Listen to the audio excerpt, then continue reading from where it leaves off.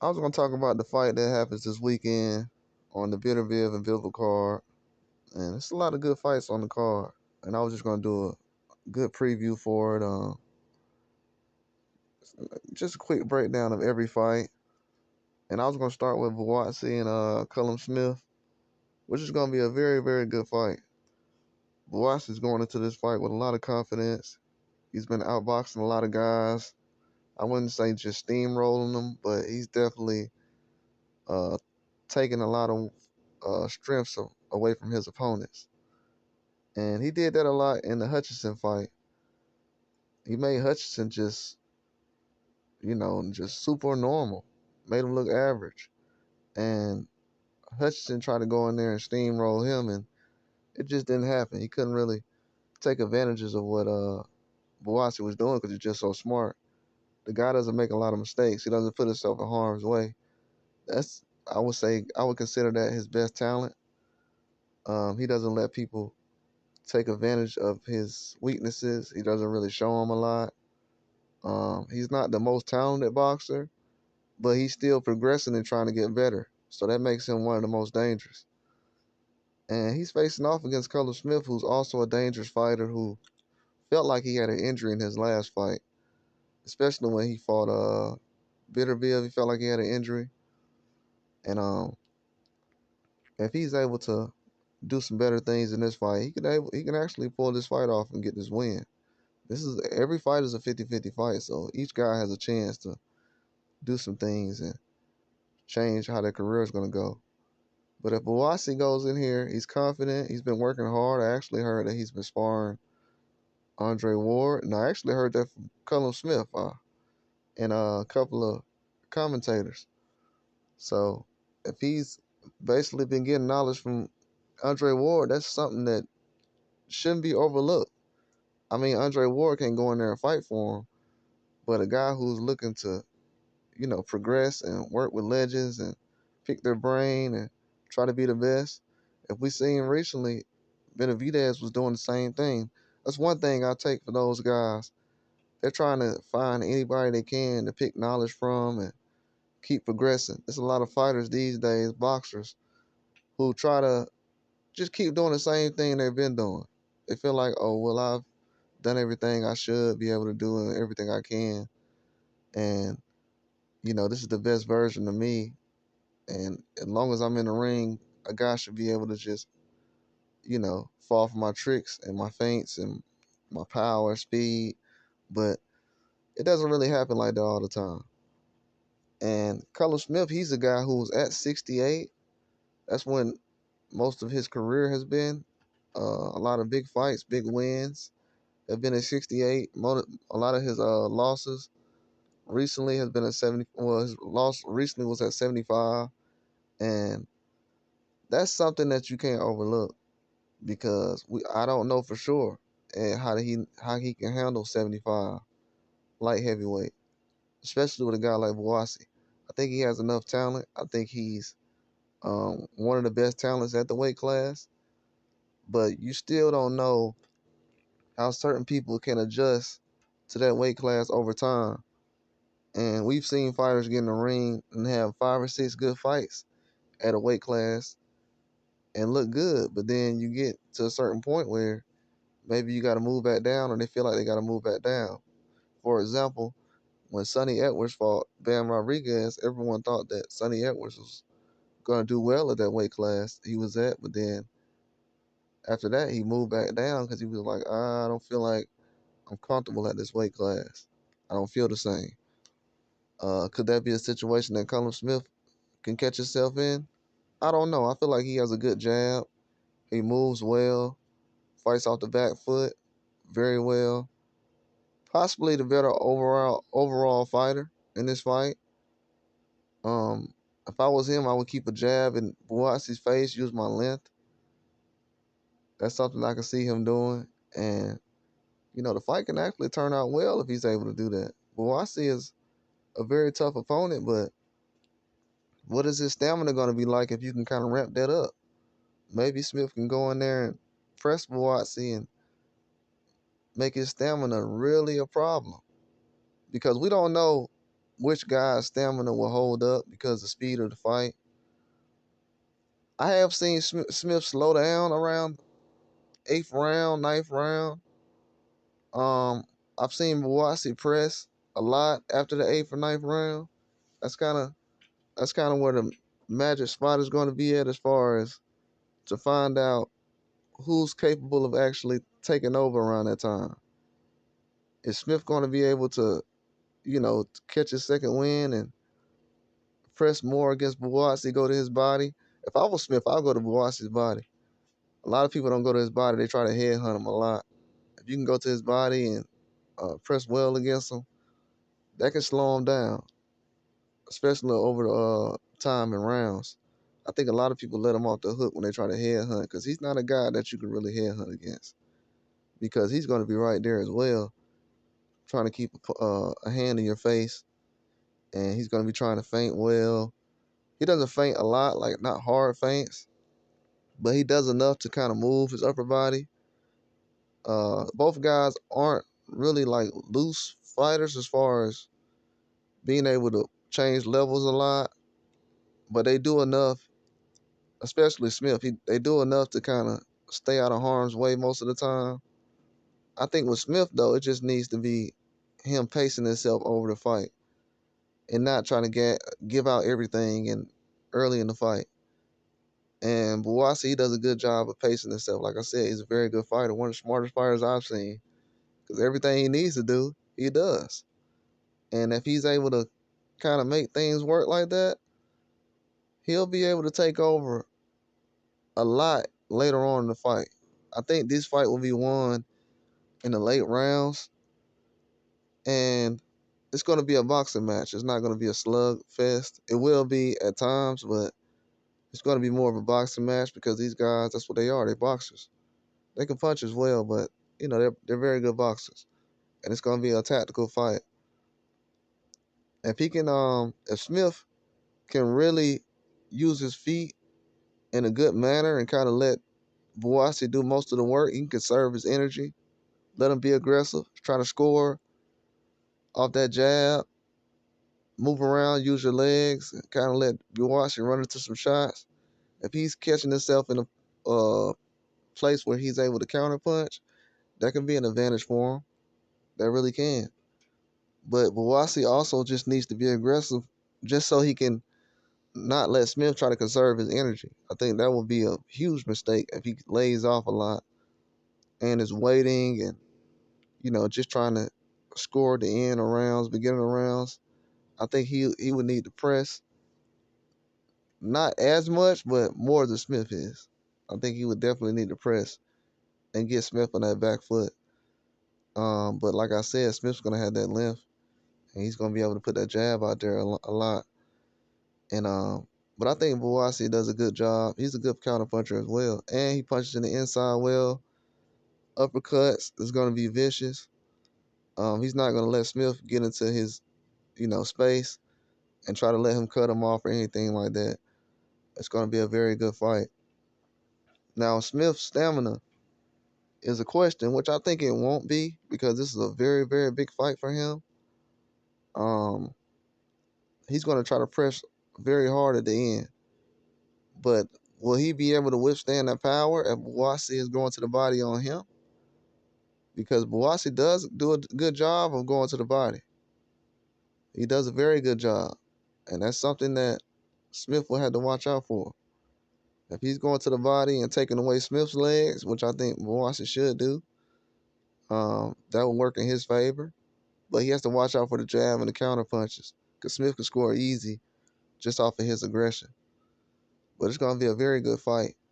I think that, Smith has the capabilities to outbox Buwasi, but he has to have that kind of mindset. He can't go in there thinking too much. He has to naturally react. His reflexes got to be on point. And like I said, he needs to stick to that jab. If he catch himself just exchanging a lot in the fight, maybe that'll be something that would take away his advantages, because I think his advantage would probably be on the outside more than the inside. And I think Buwasi's advantage would probably be in the inside. I think that would definitely work. But with Caviel versus Zane, I think in that fight, uh, which I'll be talking about next, Zhang is gonna have to go in here and really pace himself. To be honest with you, I know he had the last time he fought was the stoppage against Wilder, and the performance against Parker was before that. And in those fights, before that point, I really didn't have issues with his stamina, but we have to realize he had only had 3 rounds against Joe Joyce, then he had 6, then he had the Parker fight, and then he had the Wilder fight with another 6 rounds, 7 rounds, something like that. And I don't know if that's gave him enough time to build up his stamina. He is around 42 years old.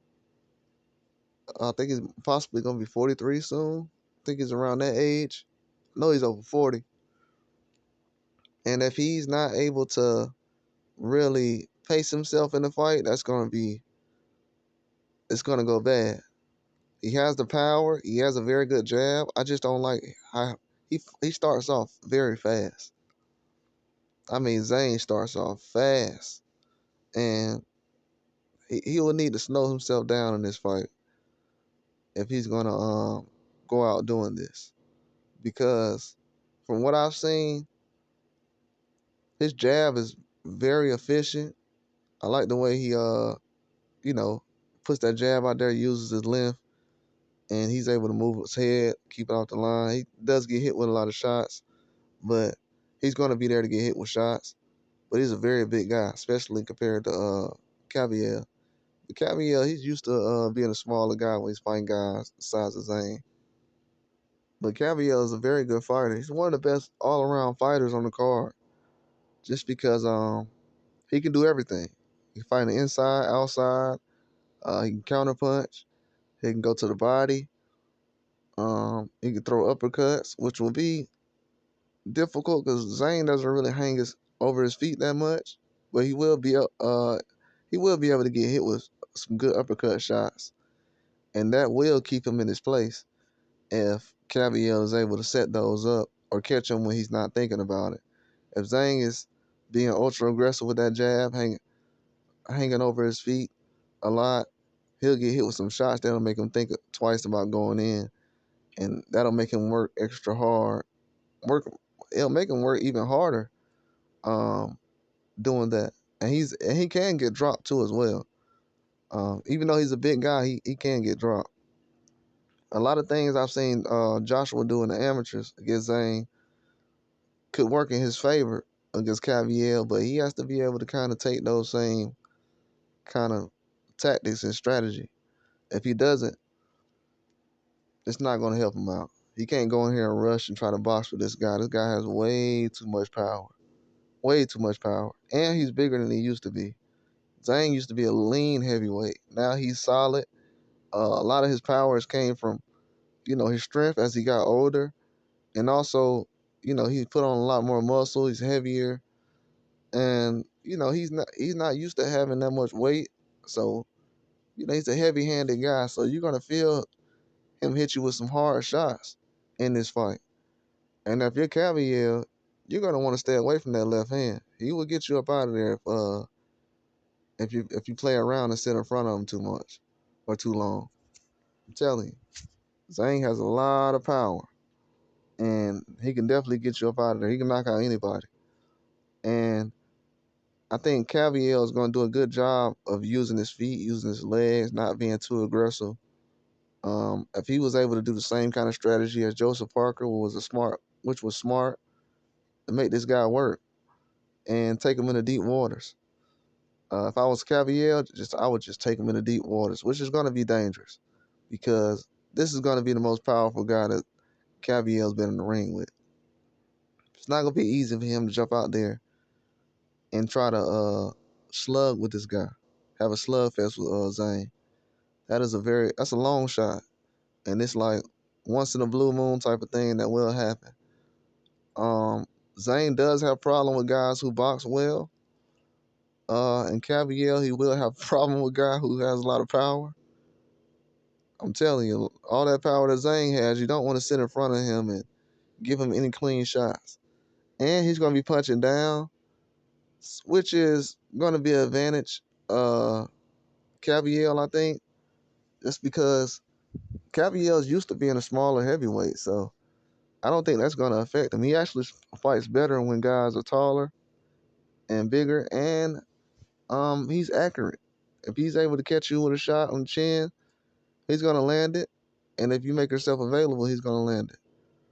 But I could see some different things happen in that fight to where um Cavill can go on the inside when Zhang is very tired.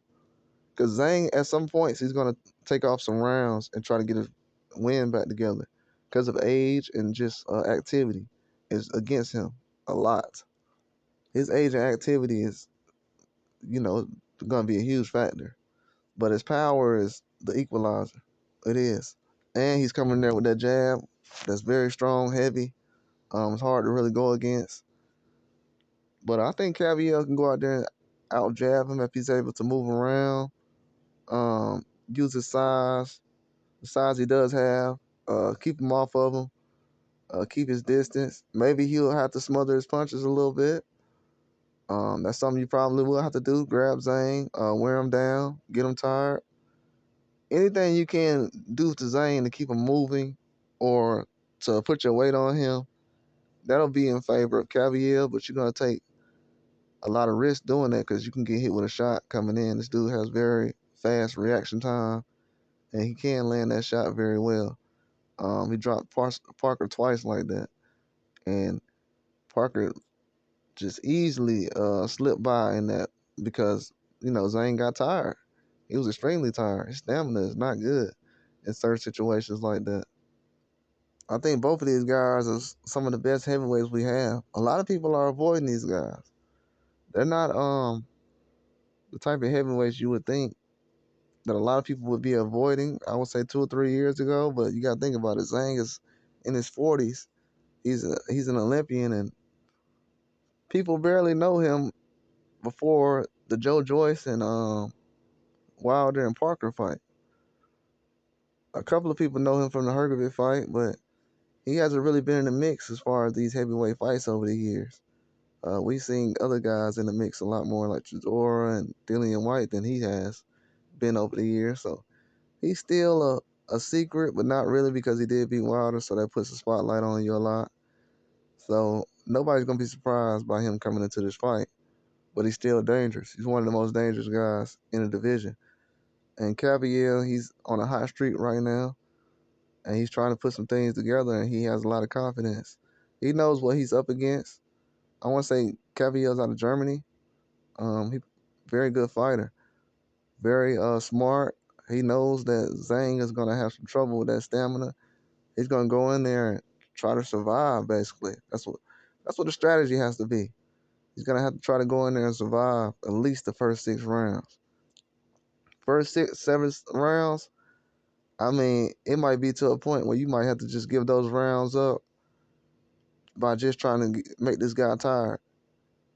That's just to be honest with you. I know a lot of people say that sounds crazy, but it's going to be that type of fight where he might need to. I mean, Parker used that same strategy and it worked out, and it was very smart because Zhang was very tired. He hasn't went the distance in a long time, and then when he went the distance against Parker, he was extremely tired. I haven't seen a guy that tired in a long time in a boxing match, any kind of boxing match. He was extremely tired, especially with his age.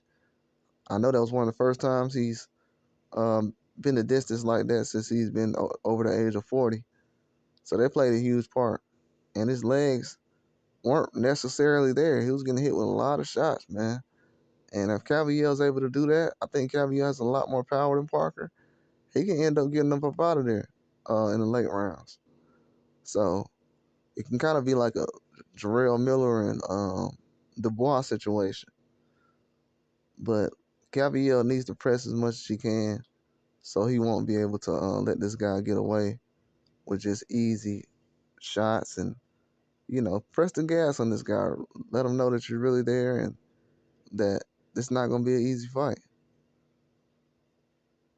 I think that's how it should go. But in his next fight, I'm going with Shakur Stevenson and Floyd Schofield.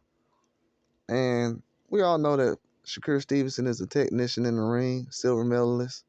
So guys, people say he's boring, a lot of things like that.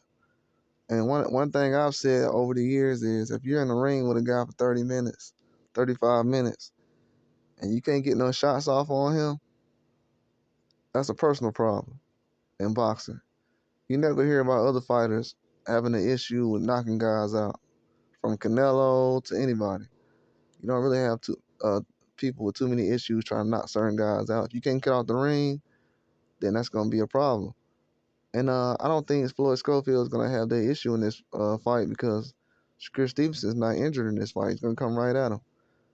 And he's already been in the ring with guys who's more powerful than Floyd Schofield. Guys who's a lot more dangerous. But Floyd Schofield is a wild card because he's still getting better. And I know that he's gotten better since the last fight. And his confidence is going to be there. And with him being the youngest guy on this card, he's going to have to, I think having no experience would actually take him into a different kind of situation.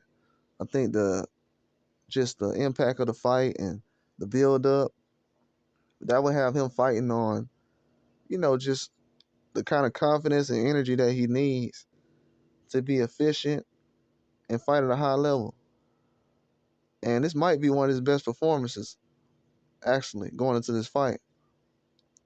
This might be one of his best performances in this fight, but Shakur Stevenson is a tough guy to deal with, man. He's the least hit fighter in boxing. The least hit fighter in boxing right now. He's one of the least hit boxers in boxing history, probably the least, if it's not Sweet Pea Pernell Whitaker. He's one of the least hit boxers in boxing. And Shakur Stevenson's grandfather is an excellent trainer. He's going to be able to break things down. But I'm going to tell you something right now, though, people don't realize. Floyd Schofield Jr., who is his father, he is a very good trainer. The details I heard him giving his son the last fight was right on point. I know a lot of people have issues with him and his style, and but the details he gave about Floyd Schofield was very good. He was able to tell him a lot of different things. But Floyd Schofield has to be able to translate that to the ring. You can't be going in there trying to let the magnitude of the fight dictate how you fight. You have to fight this fight like there's nobody in there. And you have to be able to listen to your father. The one thing I don't like about going to this fight is not actually his talent or his strategy.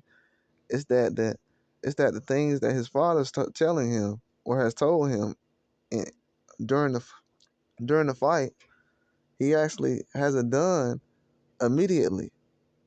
I mean, you have to be able to hear what your father says. As soon as you hear it, go out there and actually do it. Because he's telling you the right things to do, but you're not doing it. So that's where the disconnect is. I know they're doing a lot of talking right now, things like that. The fight's here right now, but he needs to be able to figure out that if I was a reporter right now, I would be asking him, how are you going to be able to go into this fight and be efficient with your dad when you wasn't really listening to the details he had in the last fight? I would say your father was telling you a lot of great things during the fight. Why did that translate to the ring? Why didn't why did he have such an issue with you not being able to hear the fine detail that he was saying? Why didn't you see what he sees? That's something that you should be able to see immediately. And I know a lot of people say things about Bozy Ennis, Jerron Ennis. I think I seen that same kind of issue in the last fight they had, but the guy they had was tough. Um, but a lot of father trainers, people don't realize it. The one thing that most of these guys have is they see the same thing that the dad sees or the trainer sees immediately. Even the Danny Garcia, his dad knew, hey man, he ain't got it. In the last fights, his father knew, like, hey man, you ain't got it. Let me go ahead and just throw the towel in. People say he quit. He knew he didn't have it. Just like Sean Porter and Kenny Porter knew he didn't have it. Sean ain't got it tonight. So He has to be able to go out there and really know, hey, my dad sees what I see. I need to go out here and perform. But Shakur Stevenson, man, he's gonna be able to go out here and whip that jab out, and that's gonna be a hard thing for Schofield to deal with. Kid Austin, he's gonna have to deal with that jab in a lot of different ways. Combination to the body. Shakur Stevenson is very fast. That right hand is no joke. Right hook is no joke. He'll definitely use it if he needs to. His power is underrated because a lot of people look at his power and say, well, he doesn't really have that kind of knockout power. This guy has a lot of knockout power. He has enough power to the point where he's messing up his own hands. So that shows you that he has a lot of power. When a guy is messing up his own hands to the point where they're beat up and don't look the same as they did a year ago, that's a lot of power. And he's been really in the gym hard lately. Even his grandfather said it's hard to keep him out of the gym because he's hurt. The reason his hands is the way they are because he's working so hard on combinations and on the bag and everything. And he tried to, tell him to rest, but he doesn't. He's a workaholic. And he's gonna go out here and really show people that, he's one of the top guys and he's really overlooked in a lot of situations. And he's gonna bring the best out of people when they fight him. Or he's gonna make them look bad. And he's made guys look very bad. He drops your value when you get in the ring with him. He's like the clearance rack. As soon as you get in a ring with him, everything goes down as far as your value, your speed, your power, your footwork. Everything is at a 50% less than what it was. And you got to realize De Los Santos landed the least amount of punches in boxing history. Think about that. The least amount of punches landed. He couldn't even land none on Shakur Stevenson at all. Dude was considering it running, but I played another fight next to the Shakur Stevenson fight. I played a Tank Davis versus Pitbull against next to the Shakur Stevenson fight. And Tank Davis was moving more than Pitbull was. I mean, more than Shakur Stevenson was against De Los Santos. I mean, if you want to try for your own self, go look at the highlights of De Los Santos and Shakur Stevenson, just the highlights, and go look at Tank Davis highlights of him and Pitbull, and see who's moving around more in the fight. So Shakur Stevenson was right there to be hit. It's just that you can't hit him. He's not giving you a clean shot, and he ate a lot of good shots from De Los Santos. He has a chin. That's another thing people don't know about Shakur Stevenson. He has a chin. I don't know if Floyd Schofield has a chin. I really don't. I'm not saying this just to say it. I don't know if he has a chin. He has that big old scratch on his face, that big old mark, the big cut on his face. And if a guy that people barely know can do that, hey, your defense better be on point. So that's the problem that I'm gonna have with Floyd Schofield. Hey, if your defense isn't on point, you need to be able to go in there and let your hands fly. I'm talking about at a high rate because if you don't, it's gonna look bad. You don't want to go out there and do the same thing that De Los Santos did. If De Los Santos could look like that way after being, putting on a good performance against Rayo and then going out there against Shakur Stevenson and looking like nothing. Just imagine what a guy like Floyd Schofield will be able to look like. So he has to go in there, especially with the experience he has. He's very inexperienced in a lot of ways. But this is a guy he's fought already. He's already sparred Shakur Stevenson. So he should be able to go in there and handle everything. And I would definitely wouldn't overlook him in this fight. I think that Floyd Schofield is going to be able to go out here and really put some combinations together. But he has to be efficient in this fight. He really does. Shakur Stevenson going to go to the body. He's not going to play around. He's not going to headhunt. By the time he goes to the body and you start figuring out that he is aiming for the body a lot, he's going to start popping you in the face. And that's when, a lot of trouble is going to start for Floyd Schofield. He has to be able to move his head. He doesn't have good head movement and the distance. He smothers his punches a lot. So if he's able to step back a little bit, let his hands fly, use that jab, throw some power shots, he'll be able to get the job done. He possibly could catch Shakur Stevenson. Who knows? You always have a puncher's chance. So it could happen. But the next fight I want to talk about is Israel Madrimov versus Virgil Ortiz Jr. And this is gonna be a very good fight. A lot of people are overlooking Virgil Ortiz ability to adapt to a lot of fighters.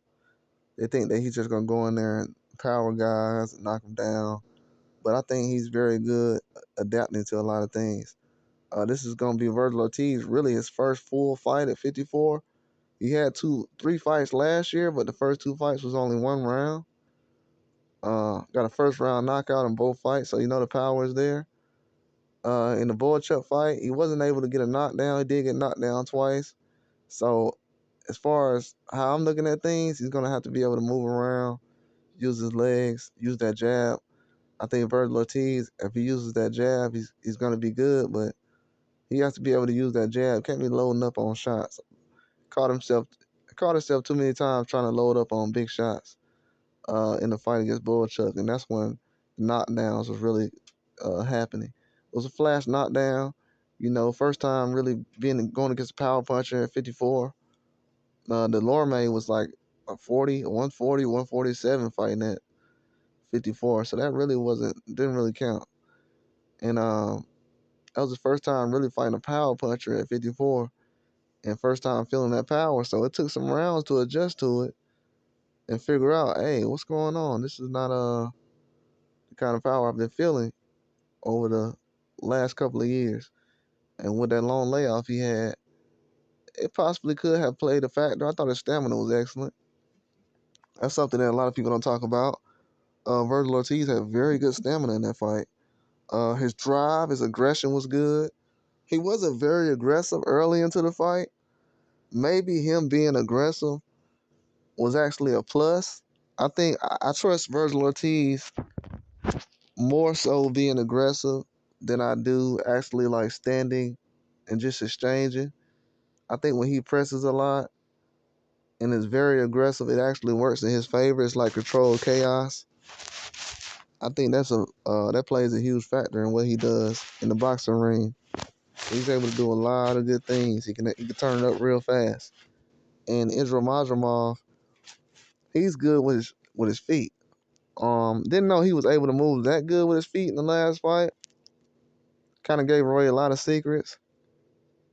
But the guy's accurate, man. He's able to throw punches where you're not really paying attention. And his hand speed is amazing. Has a lot of power. He's able to get guys out of there. Him and Virgil Ortiz have strong power, man. One of the most powerful boxers you'll run across. Not really much of a size difference. And I've seen Virgil Ortiz go out here and take some huge shots from people. So you know that he has a chin, and also you know that Madrimov has a chin. Will he be able to go out here and go to the body on Virgil Ortiz? I would like to see that more from Madrimov. I think he was headhunting a little bit too much. He sometimes catches himself headhunting a lot, but he has very good knockout power. But I would definitely like to see him a lot more kind of just be aggressive and not try to headhunt. Be aggressive to the body. Use that jab very well. Like I said, him and Virgil Ortiz have a very good jab. I don't want to see Virgil Ortiz throwing a rhythm jab though. The thing about that is, Madrimov, he's off rhythm a lot. Doesn't have the best, off rhythm punches, but he's off rhythm a lot. And that's going to be something that plays a huge factor in what he's doing. But Virgil Ortiz is going to be able to counterpunch well, and he has that power, man. He's going to be that's what's going to surprise Madrimov is that the counterpunch and the power he has when he's counterpunching. And also, I would like to see some uppercuts from Virgil Ortiz. He has to be able to stick to the uppercuts in this fight. I didn't feel like he threw enough uppercuts against Boychuk. He did, but it was in the inside, which was some of the punches that actually helped him win the fight. So in this fight, for some reason, something uppercuts is just coming to my mind, and that's something that he needs to take advantage of. If he's able to take advantage of these uppercuts, that'll be something that I can definitely see playing a huge part. The uppercuts is something that could separate this fight from Virgil Ortiz. Just because Majumov is going to be aggressive, he's going to be hanging over. He's going to be dropping that hand, feigning. I don't know why, but him and Virgil Ortiz drops their hands, sort of. Virgil Ortiz has that high guard. When he starts to get comfortable, he'll drop that hand, feint. Do kind of like the Floyd thing. That's when Virgil is in a good rhythm. But I would like to see Virgil be off rhythm a little bit more. I really do. I don't want to see him do the kind of like Zane, the throw the jab, like jab, jab, jab, jab, right hand. I don't want to see that rhythm in that combination because I see that a lot from him, and you can kind of time it. I think with Virgil Ortiz and Majumov, the thing that's going to be play a huge part is the timing. I think Virgil Ortiz is going to have to be unpredictable, just because Majumov is coming in with a lot more. Uh, Majumov has a lot more experience. He's fought a lot more guys, bigger guys, so he's going to be able to handle that power. But if Virgil Ortiz can go in that body, take his legs away. You know what I'm saying? Don't let him dance around and move around. Take his legs away and make him, super normal. Don't make him be a guy that's out here just taking advantage and doing whatever he needs to do to get the job done. Take his legs away. Um, do whatever you need to do to get the job done. But I think he'll play a huge part if he goes to the body. It really would, especially in this fight. It's gonna be a very important fight for both guys. Madrimov, I mean, you can for him. I would like to see a lot more hooks from him. I think he has some very good hooks, but he can't try to just be predictable as well. The uppercuts for him from Madrimov, he's gonna have to be better in that guard.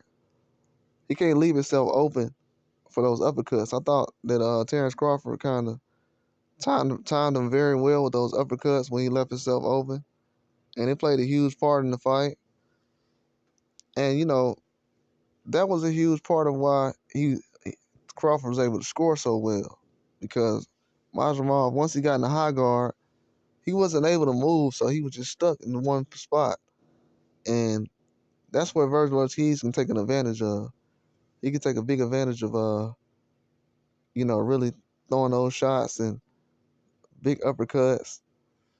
And if he's able to get in between that guard and have Majumov slow down and protect himself, but he's gonna have to keep a hand in his face. Definitely gonna have to keep a hand in Majumov's face. If not, um, it's not gonna be good. He just has to. Activity is the number one thing. Gotta stay active. You gotta keep your hands going. You gotta keep the activity up. You can't let this guy really dictate how the fight's gonna go. If you do this, the experience is gonna take over, and he's gonna get too comfortable. The last thing you want to do is let Majumov get too comfortable to the point where he doesn't have to think. I think a Virgil Ortiz just has to do things that make him think, guess, and don't let this guy think that the fighter he's seen on film and he's been studying is the fighter that's. Don't let the same fighter he's been studying be the same guy that's in the ring. Bring something different to the table, a different wrinkle. Whether you have to be a counterpuncher, maybe you go into this when you're on the back foot and you're comfortable. Even though I don't feel like that's the position that Virgil Ortiz is gonna want to pick. But he can be he can box that way if he wants to. But don't let him put you in a position where he can dictate and figure out what kind of boxer you are. If he does that, it's not gonna work well. But I think he's gonna be able to go out there and switch things up. But the timing and the rhythm is what sticks out to me the most in this fight. I think that these guys, whoever is able to disguise that the best, is going to be able to figure things out a lot easier, because they both have power. They're both going to be able to catch each other with the hand speed jab, very very fast jab. So it's going to be a lot of times where they catch each other with a jab at the same time. They're just going to have to figure out how to trick each other out of the timing. So the next fight I'm gonna be talking about is Dane Dubois versus Joseph Parker. It's a very big fight. A lot of people are expecting this to be fireworks. Dane Dubois is coming off a huge win over Anthony Joshua, and Joseph Parker is coming into this fight after two huge wins over Zhang and Wilder. And I think this is gonna be a highly competitive fight. Joseph Parker is a guy who likes to adapt well. I thought he's been one of my favorite fighters for a while now, and he's always able to adapt in a lot of different ways. The thing I like about Joseph Parker in this fight against Dubois the most that stands out is that he's able to move, change his levels, and is have a good head movement. The only time I've seen him get caught with a huge shot is when he got lackadaisical in late in the fight against Joe Joyce, and he even said himself that that would never happen again. And it was a huge mistake. He was late in the fight and he relaxed too much against a guy who's uh, you know, thought of as being a slow puncher, but has a lot of power. He touches you and, it's just lights out. So, and that's the situation that happened. Dane Dubois, he's a different kind of fighter when it comes to him facing a guy like Parker. He's going to have to be able to adapt. I think Dane Dubois gets touched a lot in the fight. I think he leaves himself open a lot. And to be honest with you, this is just to break things down in a more, just to think about it. In the Jarrell Miller fight, I feel like he was losing. In the Hergovich fight, he was catching a lot of shots and possibly losing at certain points. And in the Joshua fight, he almost got put out. So it's a possibility, even though he's on a high streak, it's a possibility that this guy can really fall short in certain situations. And with a guy like Parker who moves efficient and he's going to be ready for you to kind of charge at him and everything else, he's not going to try to catch himself in situations like uh, Joshua did, where he let him rush in and get caught. Parker's going to be ready for that. He's put on a lot more size. I don't know how that's going to work because I felt like his size was good the last fight. The last two fights, I thought his size was good the way he was moving. But it was smart, to be honest with you. Should have kept that same size because I like how he was moving against Zane and Wilder. He moved a lot more against Zane though. I like how he moved against Zane. He was able to tire him out and things like that. And Dubois, you can at a certain point slow him down, but the guy has a lot of heart, man. Like he has a lot of heart. Like a lot of people trying to test his heart and figure out what kind of boxer he is, but he's one of those guys who has a lot of heart. He could have quit in a lot of fights he's been in. He's been labeled as a quitter, and that right there, that tests you as a man. When being labeled as that with your last name, uh, you wanna, and you having a son who's also trying to be a boxer, that plays a huge part on you. And I think that Dane Dubois has his back against the wall in a lot of ways, and he's gonna try to come out and fight fierce against Parker. Whatever performance he has, he's gonna try to live or die with it, no matter what. No regrets. But Parker, I feel like he's gonna have to. I want Parker to jab a lot more in this fight. He has a good jab, but for some reason he's just gotten away from it. It hasn't been accurate. He's been throwing it, but it hasn't been landing. And when it doesn't land the first couple of times, he gets away from it. I don't like that. Gonna be honest with you. The way I like how Parker boxes, I don't like that he's gotten away from the jab, even after all he's done lately. He's gotten too far away from that ever since he's fought Joshua. It seems like he's kind of thrown that to the side, and I feel like that jab he has can definitely play a huge part in this fight. You don't want to do that, and then you have a guy like Hergovich who was able to kind of touch Dubois up a lot of times in that fight, but Hergovich was getting hit with some shots. He was standing in front of him too much. He wasn't using his legs, and that's where Parker comes in and he's able to use those legs and really show Dubois that he's not going to be moved by the way he's moving. And Dubois, he's a tough fight, man. I'm gonna be honest with you. This guy's not easy. He plays a huge part in really showing these people that um he can take anybody's best shot, and also He's gonna go punch for punch with you, and he's untimely too. He's off rhythm a lot. The boy is really off rhythm.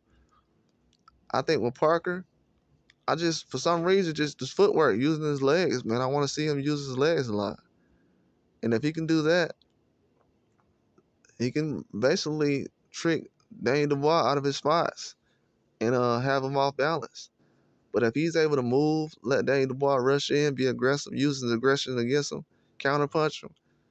Um, I don't know. I think Parker can counterpunch this guy if he wants to counterpunch him, but maybe he's gonna after a while just turn to the aggressor. But if he's able to put Dubois in a certain position and let him be the aggressor, because Dubois he can counterpunch too. Dubois doesn't have to sit there and actually be first all the time. He can counterpunch as well. Stamina's not gonna be a problem in this fight. Both of these guys are gonna come in the best shape. They're both in their prime. So this is something that people have to realize. This is not gonna be like a Zane or a Cavalier. This is a different kind of heavyweight fight. A lot more movement, a lot more speed. It's a lot more thinking. I think it's gonna be a lot more off rhythm. But this is gonna be a very good fight. If if Parker is able to really dial in and go to Dubois' body, I think that would be something that a lot of people are not thinking about. I think Parker can really, have the money shot as the body shots for him in this fight. If he headhunts at times, I mean, if he's open, if it is open, because it will be open, I would do that.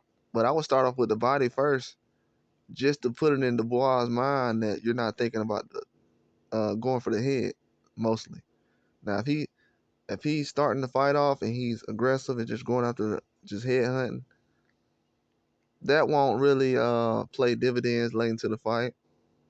But if he's able to just go in there and go to the body, and then later on go upstairs, that can play a huge part.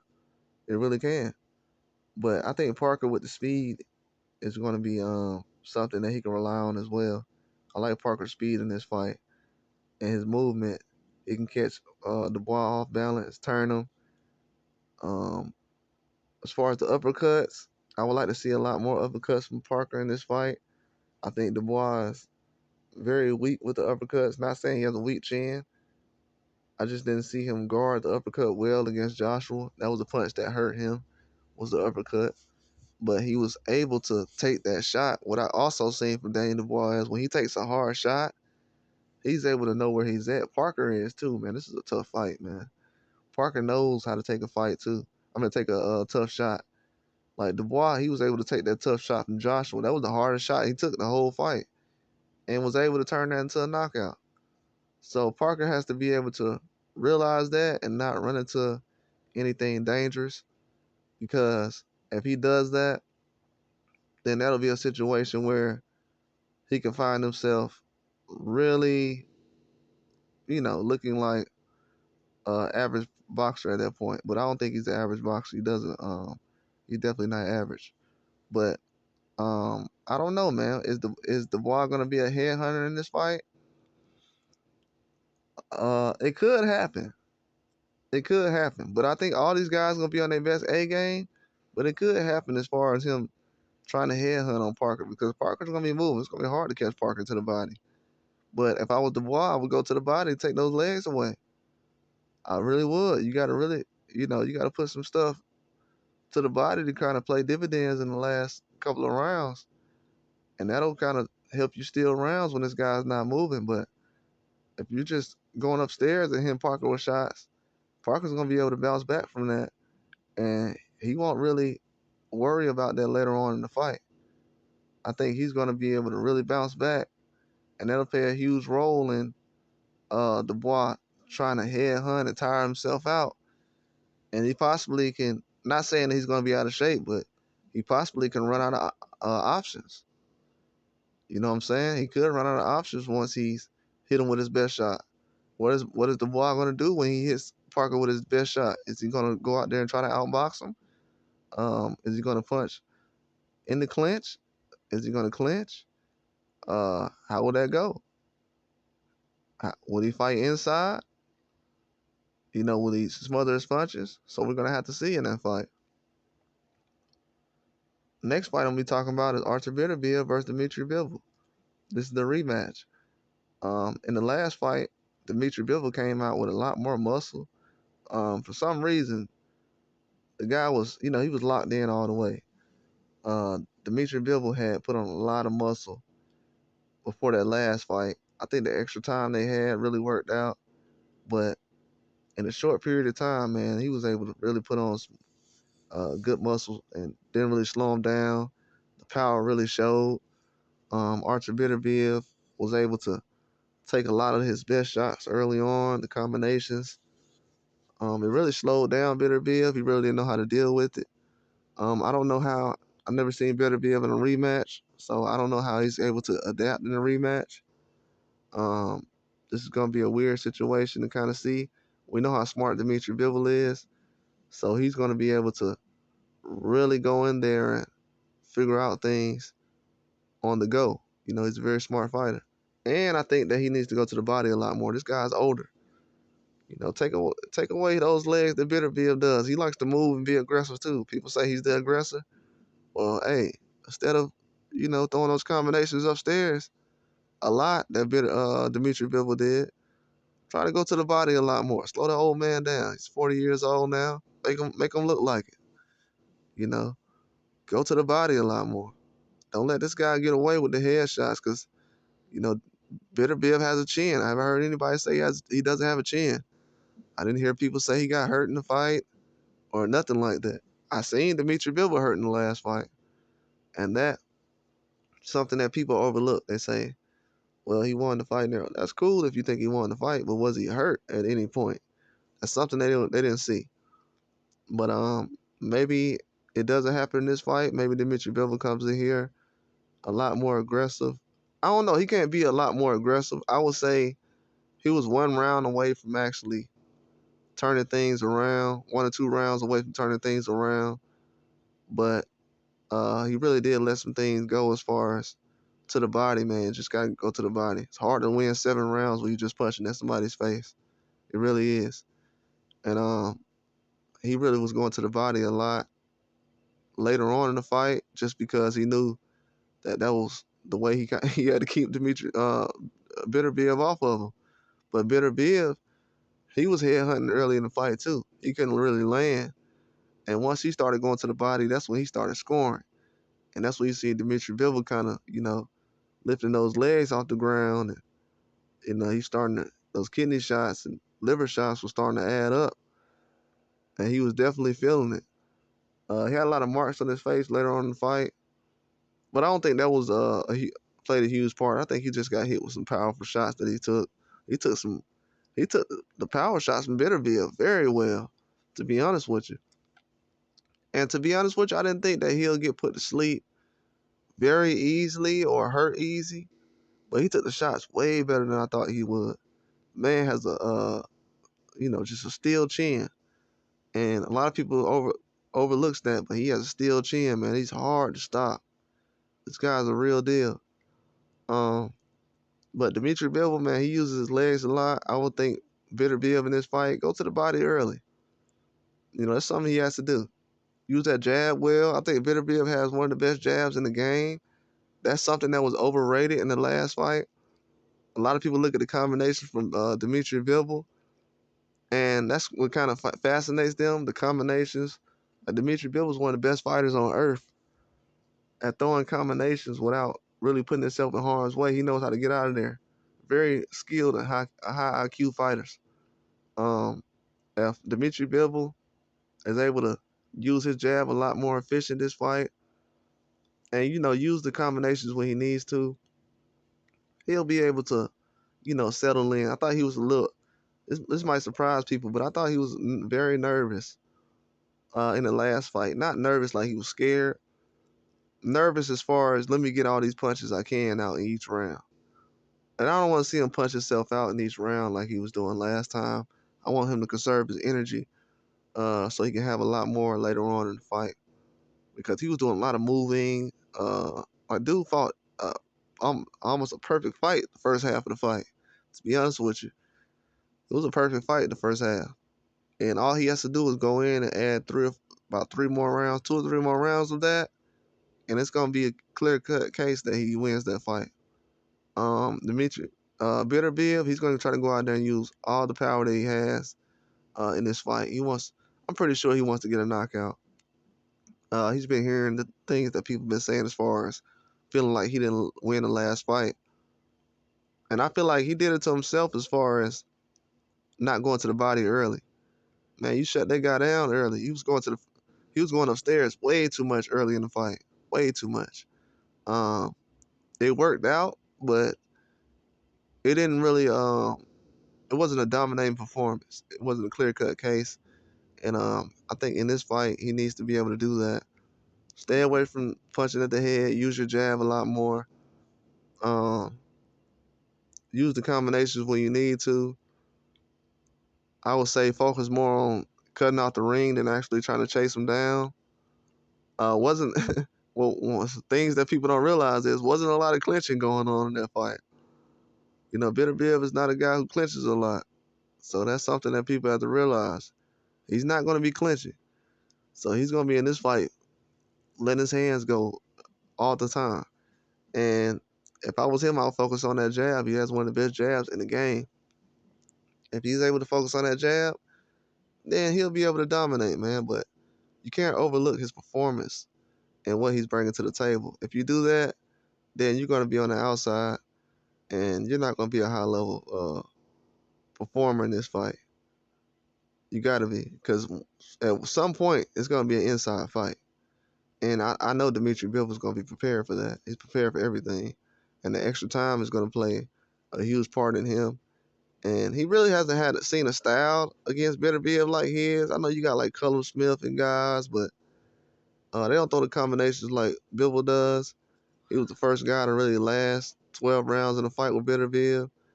So played a huge part as far as lasting 12 rounds, but he has to be careful with those combinations and everything he was doing. If he's able to go in there and use those combinations efficiently, Dmitry Bivol will have a good dominating performance. But I think Bivol is going to be smart about it. He's going to start off a lot faster this time. He said he had an injury. Man's never had an excuse in his life as far as in boxing. You know, if somebody tells you something, going into the fight, we knew he was hurt. The fight was postponed because he was hurt. Um, you know, after the win, he just said, you know, I'm gonna be a lot better next time if we have something, because you know my knee was not where it needed to be. And even when I seen him training before the fight, his knee was not in a position that people, I don't know, thought it was or think it is, but it definitely wasn't good. That's why had to have the surgery he had. Didn't have a lot of time to recover. So maybe he's able to cut off that ring a lot more against Dmitry Bivol. Something's going to be different in this fight, but we can't really tell which. We can only guess. Is Dmitry Bivol going to go to the body a lot more? Is he going to throw a lot of more punches? Is his stamina going to hold up a lot more later on in the fight? Is he going to be in a position where he's counter punching a lot more? Because is he going to be aggressive on Beterbiev? Is he going to clinch more, tire him out? Is he going to fight him in the inside more? We're going to have to see. I would like to see Beterbiev fight on the inside a lot more uppercuts. Um, you know, do some different things, hooks to the body, slow this guy down. One thing I didn't see from Beterbiev, he didn't slow down Dmitry Bivol at all. He tired him out, and I'm not talking about as far as he didn't slow him down as far as the performance and what he was doing as far as his punches. I'm talking about just adding on to the damage to his body. I thought Dmitry Bivol was moving around way too much for a guy who's been in a 12-round fight. I think that he needs to invest to the body a lot more in this fight. If he doesn't, if he's letting Dmitry Bivol invest to the body a lot more, because Dmitry Bivol's going to know the only thing I didn't really do in the last fight was invest to the body. And, you know, he can do that. Because he can throw, Dmitry Bivol can throw less punches in this fight and throw more to the body and actually, you know, have a good fight, to be honest with you. If he throws less punches upstairs and more to the body, he can have a, I mean, he can throw, if he throws less punches and more to the body, he can actually still, dominate this fight. But that's all I got, man. Like and subscribe.